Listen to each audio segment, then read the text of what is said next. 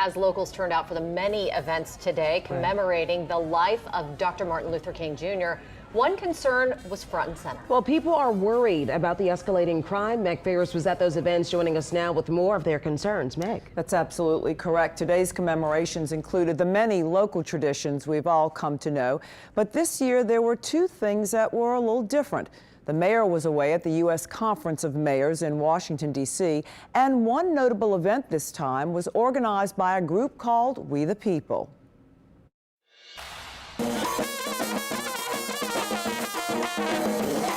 This was not the traditional MLK Day march like others since 1986. This gathering was dubbed the March and Rally Against Crime, celebrating the life and memory of Dr. King, and was not on the city's official calendar. The mayor, who normally takes the lead in something like this each and every year, dropped the ball this year. So the community has picked it up because we refuse to allow the remembrance of Dr. King to go without a statement being made in New Orleans. Why a march is so important is a march is about being in the community you represent. It's about being answerable to the people, having solidarity, and there being a sense of inclusiveness. And I just don't think having closed-door ceremonies or closed-door events where you control who goes in and who goes out, I think that's a disservice to Dr. King's memory.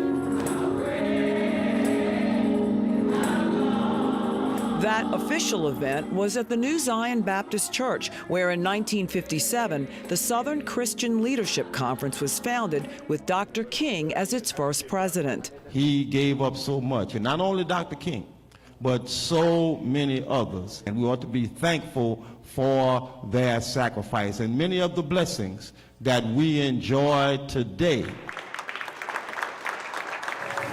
And just as the march and rally in Dr. King's honor called for an end to crime, so did part of Congressman Troy Carter's address to the church congregation. That we're preaching not just in the church, but also on the street to our young people that killing each other is not the answer. That taking another one's life does not make you a man. Being big and bad and taking somebody else's stuff is not a big thing to do. Now, we asked the city why the march and rally was not one of the official events this year, and a spokesperson did get back to us saying he would get us the answer soon. All right, we'll bring that to everyone when we get it. Thank you, Meg. Now, people on the West Bank had their own celebration for MLK Day. The Jefferson Parish MLK Day Parade started on Lapalco Boulevard with the route covering Ames Boulevard and part of the West Bank Expressway.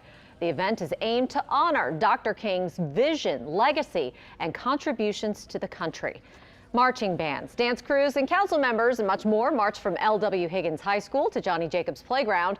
Thousands came out for a day of community to honor the late civil rights activist. Definitely bring us all together, you know, all of us outside. The kids need to be outside playing. We're like, you know, out in the open. We can talk to one another. I think that's great. I think that's what the parade is all about.